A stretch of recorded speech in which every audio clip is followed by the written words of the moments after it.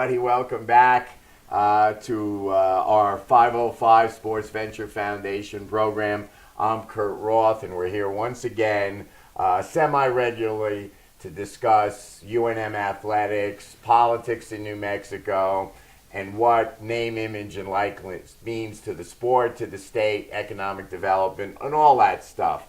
And we'll take walks through the park and go in different directions throughout the series and throughout the show, and maybe we don't even know what we're going to talk about yet today. But a lot going on in Lobo Athletics. We have a great guest, one of our favorites who's been on before. We're going to talk about the hot subject right now today, which is, of course, Lobo basketball. But I want to mention a few other things. First and foremost, 505 SVF is continuing. People continue to ask, what's Lobo Alliance? What's revenue share? What 505 SVF is doing and has done is actually real name, image, and likeness work. We're bringing the student athletes into the public eye, into the economy. You can see us out having meals with some of the players, with the teams, with the coaches. We're actually promoting Lobo Athletics as an economic driver in New Mexico. So it's 505. It's 505sports.org. You can sign up. We're a nonprofit. All profits, all excess money goes directly to Lobo athletes or to the Lobo Alliance. If you want to go to the Lobo Alliance, go directly to golobos.com. But we're here. We're promoting Lobo athletes, and we're continuing our role in supporting UNM. Anyway, we've got a lot to talk about. We're going to take a short break, and we'll be back with our special guest, and we're going to talk Lobo basket, so stay with us.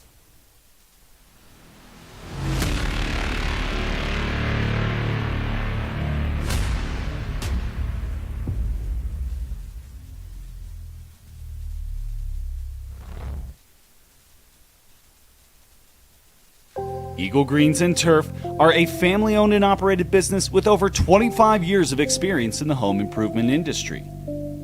They are your exclusive dealer of celebrity green, synthetic putting greens, and artificial turf. They also have artificial turf that is specifically designed for your pets. Eagle Greens and Turf are proud sponsors of ProV Networks and can make your lawn green all year long at 505-273-2744. We would like to thank the following sponsors for making this broadcast possible.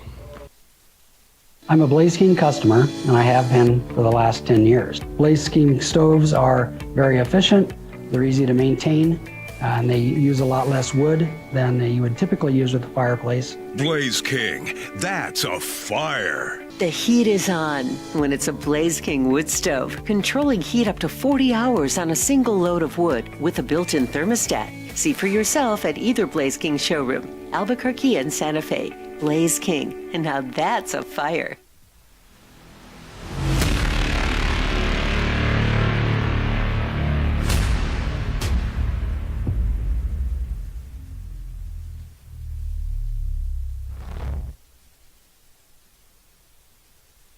All right, everybody, welcome back. I'm Kurt Roth, and this is the 505 Sports Venture Program. Before we get to our special guest today, I was remiss in not thanking both Steve Davis, the president of ProView, for giving us this opportunity on a regular basis, and my producer, Adrian Skates, from deep in L.A., who behind the scenes works this show, does everything, makes it possible. So thanks to those guys. All right, we only have 20-some minutes to talk. I want to reintroduce my guest. We've got Jeff Grammer here, beat reporter from the Albuquerque Journal. Oh, look at that. Best columnist. Where is that from? Did you that was Albuquerque Magazine. Oh, Albuquerque Magazine. Yeah. That's voted by the viewers. Yeah. And that's a good award. So congratulations. Anyway, before we get to the main subject, which is Lobo basketball, a lot of good stuff happening, very exciting, and on the verge of a big game. Yeah. Football playoffs are going on. Yes. And we know, who follow you on X, know all about that it may be that the 49ers may never lose again. They may never lose again. Okay, so what do you think on this weekend? I'm nervous, but they're still playing, and I'll take that. I will say Shanahan is I love Shanahan. I think he's a fantastic coach, and what he's done this year is fantastic. So I just think that I think as long as they're still playing, they have a chance. I don't care what the spread is. I think it's over 7 in some spots already, over a touchdown. Wow. And as long as McCaffrey's playing, I'll enjoy it while they're still playing because they've lost so much talent this year to injury. Bosa, Fred Warner. Now Now Kittle's gone, and they were the whole season without their top receiver, Brandon Ayuk, but I think that was okay. But anyway, yeah, they've just missed an awful lot of time to injury this year. Yeah, well, it'll be great for all of us like me, who are big NFL fans but have a team that never makes the playoffs. That's the New York Giants now.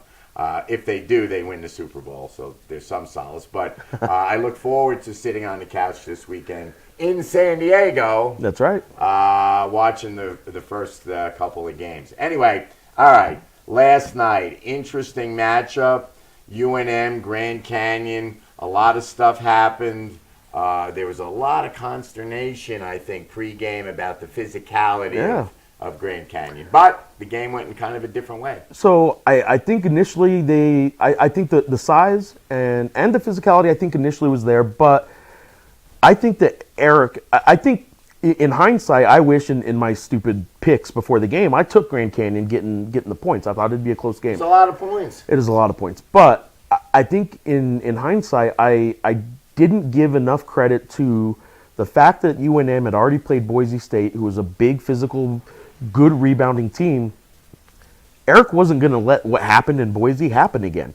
Now, Grand Canyon and Boise State aren't the same team, but they're close enough where I knew Eric was going to figure something out. I have enough respect at this point already to know that, like, Eric seems to know what he's doing. He seems to be a pretty good basketball coach, and I probably didn't put enough into that.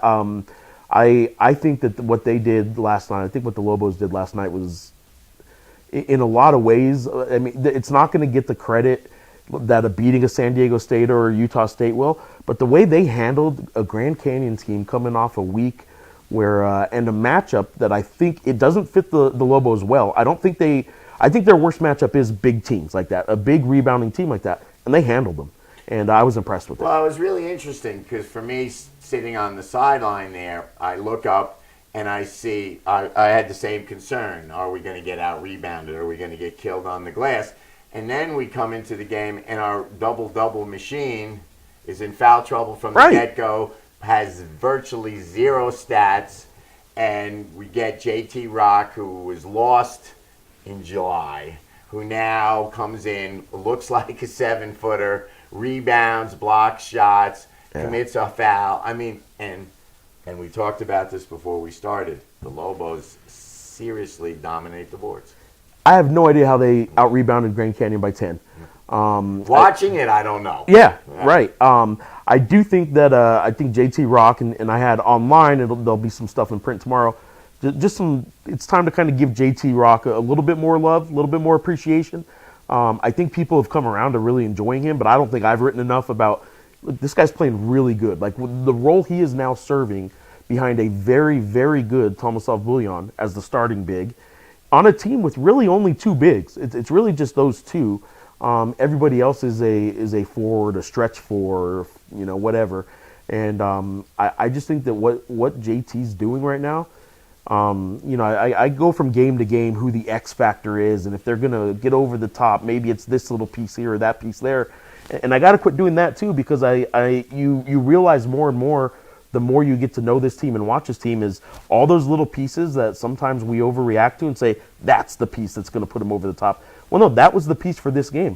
Right. This next game, it could be anybody. Tajavis Miller could go for 20. It's funny you say that. I keep waiting for Tajavis to break out because he's gone from the dungeon to the penthouse all of a sudden. He played in November, didn't play in December, and now he's playing again. Now, part of that's because they are without a starting guard, and so there were some minutes to be had by guard, but he has played really well defensively. And I think in November, when he was struggling, everyone was looking for that three-point shot because he did a lot of that when he was Summit League, the Sixth Man of the Year and stuff like that. And everyone looks to the offense to see if a guy's playing well. He was playing really bad defensively in November, and I think that's what lost him the minutes. he's playing great defensively now. He went on Henley last night. Yeah, It was a he's been great playing matchup. fantastic. Now, Henley was chirping, hit a 3 over him, step back, but he was all over him. And I don't know how many times in that first half, and Henley had a bunch of points. I think he had double digits. How many times he had to get rid of the ball when he didn't want to? That he just forced him to pass the ball. Absolutely. So, all right, anyway, that's we're just about finished with part one. We still have more to talk about, more about the game. I haven't finished. We have to talk about the ejection and a little history there. And then, of course, we'll get to the next matchup this weekend in Viejas Arena. Stay with us. We'll be right back after this break.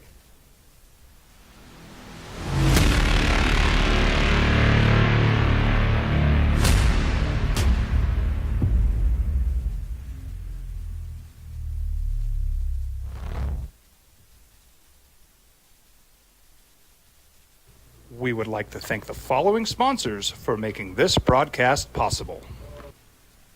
We've been trained, conditioned, and rewarded for doing more. But people weren't designed for all that doing. Our bodies need to settle into nothing from time to time. Into nothing at all. In a world obsessed with doing more, we invite you to undo.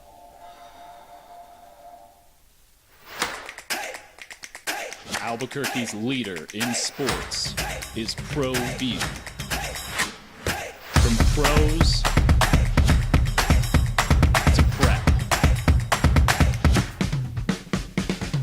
all your favorite action.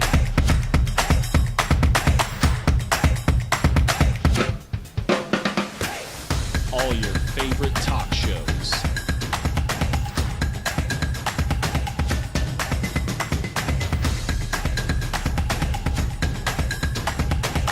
Find it on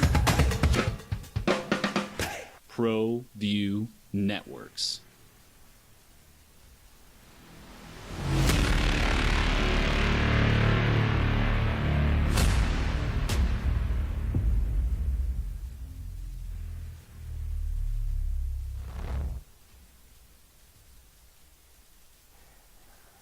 All right, welcome back, everybody. This is part two of the 505 SVF program. I'm here with Lobo beat writer Jeff Grammer. We're still talking about last night's game because it was the first conference game for the Lopes. For the Lopes. You know, my lady friend said, "What? They're all named Lopez? Like what? Yeah. What?" And they actually used a nickname, which on the jersey, which is I think a little weird. And well, we won't talk about Grand Canyon. We'll talk about the game. So Lobos out rebound, wear him down. And I want to, one of our board members, a noted Lobo fan, Mackenzie Bishop, said after the game, what he keeps seeing in the pit is although the Lobo roster is relatively thin, there's not, everybody except They only Milos played last night. Yeah. They wear the other teams down. The teams have good first half, and they are kind of beat up. Yep. And when the pressure continues, and Olin mentioned it, you quoted him in the article, and buy the Journal, subscribe to the Journal. It's relatively inexpensive. We need local journalism. We're like, what are you guys doing? You want everything for free? Come on. I need local journalism. Yeah, he Come on. needs local journalism. Wife, 2 kids, let's go. So Olin even said it in regard to the pit noise, how it wears. Don't come out and put the pedal to the metal, which they didn't do. I think the Grand Canyon tied the score, Yeah.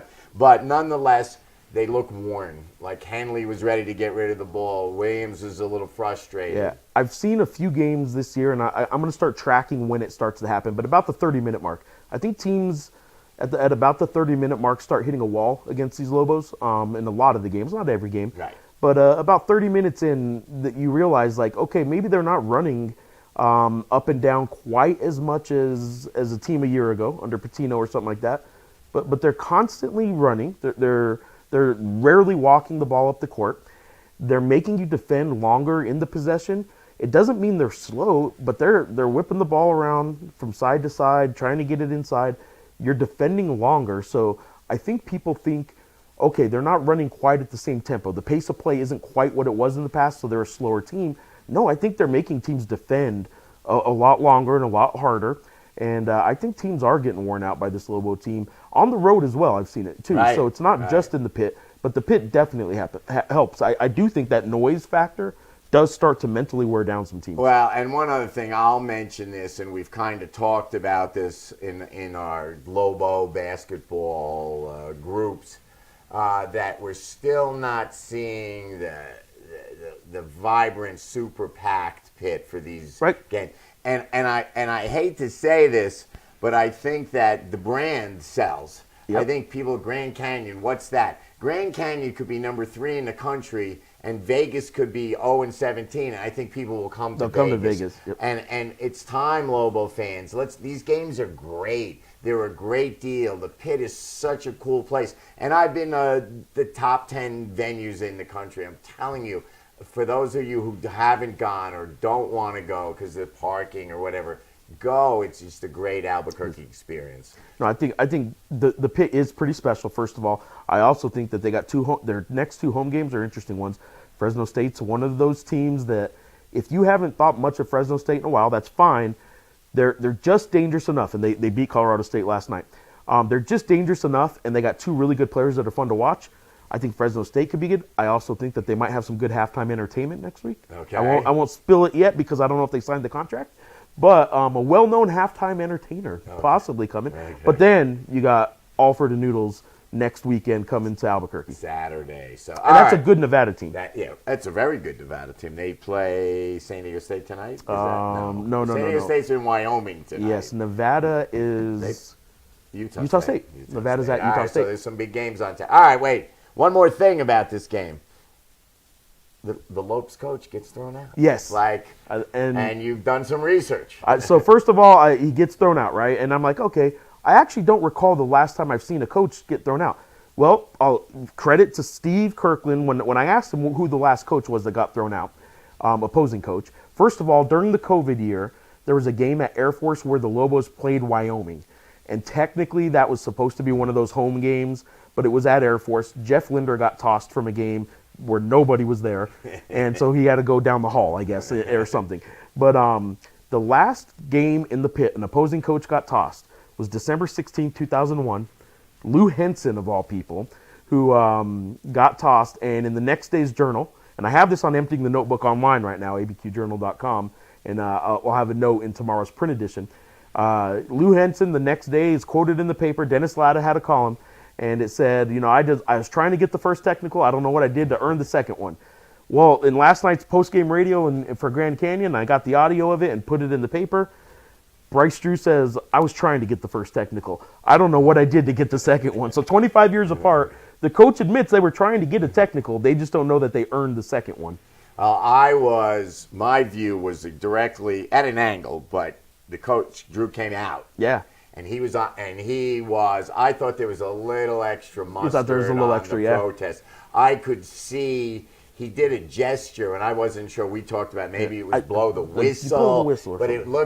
it looked like something from Brooklyn that was not blow the whistle. Yes. And so I was not surprised when he got tossed because it was so direct and so in the face. But then there's the school of thought, you just don't throw the coach out. Don't throw the coach out is sort of where I'm falling on this one. I also think you get maybe a 5 second, 10 second, maybe not 10 second, 5 second grace period where it becomes double jeopardy. You're almost getting teed up for the same rant twice.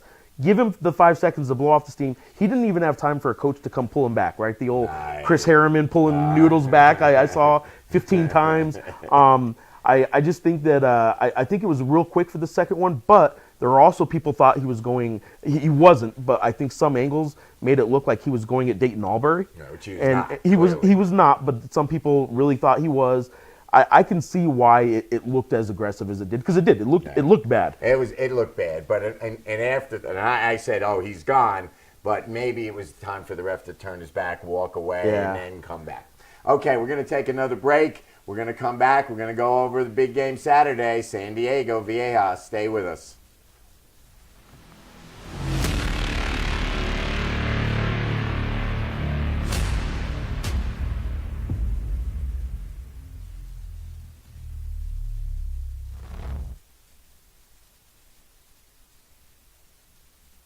We would like to thank the following sponsors for making this broadcast possible. Don't sacrifice quality and flavor when you're in a hurry. Golden Pride offers ribs, fried chicken, red and green chili breakfast burritos, and frontier sweet rolls. 4 great locations, or visit us online at goldenprideabq.com. Golden Pride Barbecue Chicken and Ribs are proud supporters of ProView Sports. From the Sandia foothills to the banks of the Rio Grande, generations of families remain. For 5 generations, Gallus Chevrolet has handed down values written in stone, leading the way under sun-filled skies, past the vintage glow of Route 66. Built by generations past, built for generations to come. This is New Mexico. This is Gallus.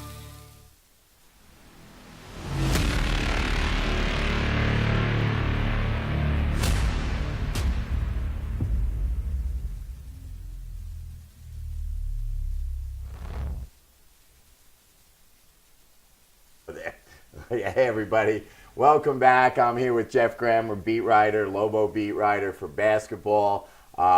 We went over the game last night, 14-3, and I want to give kudos to Jeff going back in time, because I am a little prejudiced, a little involved, but I had gone around once the roster was complete. Once I saw early June, Lobos would be in the top 3, and I thought they could contend.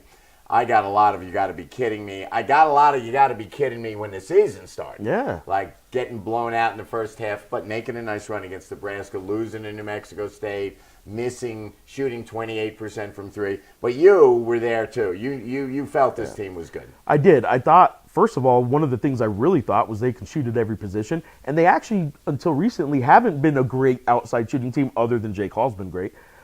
So I bought into the hype within maybe a little niche group of reporters nationally who are just in love with Eric Olin. Right. And I think I bought into that enough to say, okay, Eric Olin's going to figure some things out. And here we are, 17 games in. Yeah, they have 3 losses. And if you look at those 3 losses, a road rivalry loss is their worst loss, and that's New Mexico State. It was a 2-point game with 62 seconds left, and Dayton Albury fouls out. And the 8-point spread or 8-point differential ended up being all at the free throw line at the other end for New Mexico State from then on. The other loss being Boise State, one of the worst offensive games the Lobos have had in a long time at Boise State. But the other half of that is they held Boise State, so it was a great defensive game for New Mexico State. They were in that game. And then Nebraska. I mean, they're undefeated still. They are undefeated, and with Dayton Albury not in the game, they had it down to a 4-point game in the second half after the worst half of basketball I can remember seeing. Right. They've done some things. Like they have competed, and they've done it with primarily, 3 freshmen, 1 non-traditional freshman, but a freshman nonetheless, out of the country, away from his family for the first time. So Thomas Bullion's been great. Jake Hall's been way better than I thought he would be. And Uriah Tenet is such a mature 5'10" player off the bench that creates so much problem. We talked about them wearing teams down. Uriah Tenet is a guy that does not allow an opposing team to take it easy. It's like bringing Jalen House off the bench. I had no doubt about it. It's funny because we watch, and every once in a while he'll do something that's a freshman. Yeah. He made a freshman pass to, I think JT was trying to set a pick or whatever. Yeah. But he's fearless. He doesn't run down on energy. I had made a comment to Olin about an injury, and it was Howell, and then somebody else might have been hurt.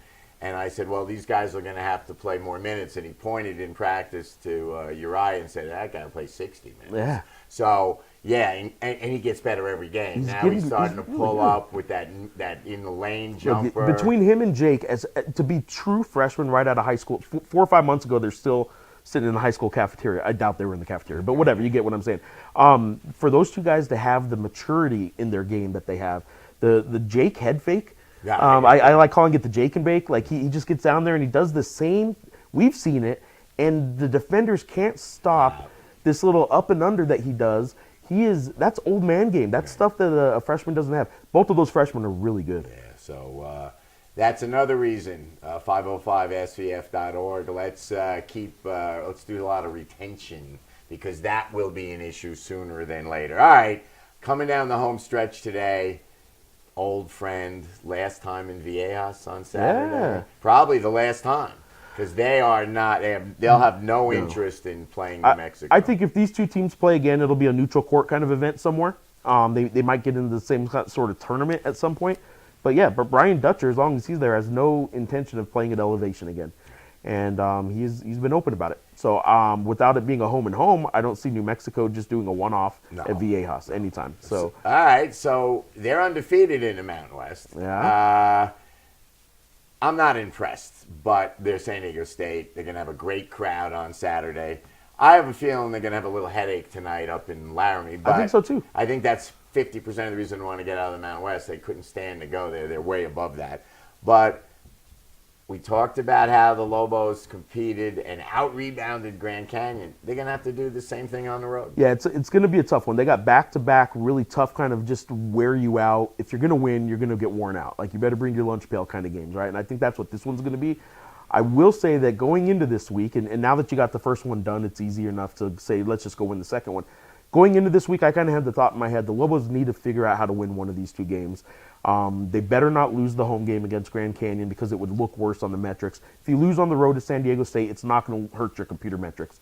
But now that you got the Grand Canyon one out of the way, why not just go win the second one too, right? Playing with house money. Yeah, you're playing with house money. What I like about the Lobos' chances, first of all, what I don't like about their chances is what we just said. The rebounding still could bite them at any time. But what I like about their chances is this is a very flawed San Diego State team. And while their defense, they have some individual defenders. I think Miles Bird is still a very good individual defender. I think Lagoon Guath is still a very good individual defender, and I think he is starting to look a little healthier now.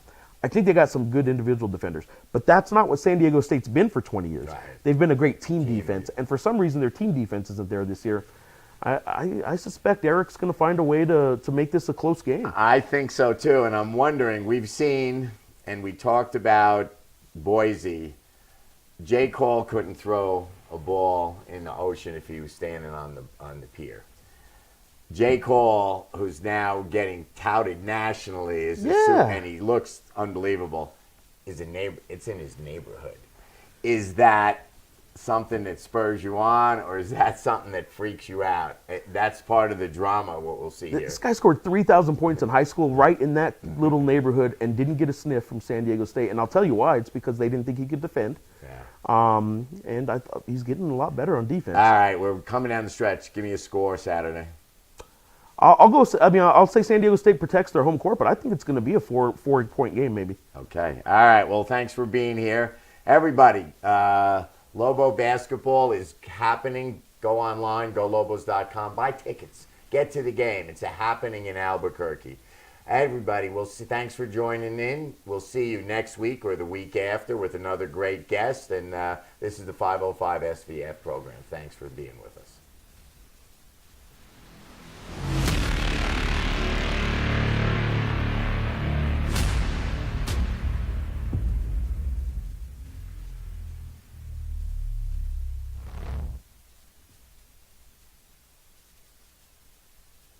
We would like to thank the following sponsors for making this broadcast possible.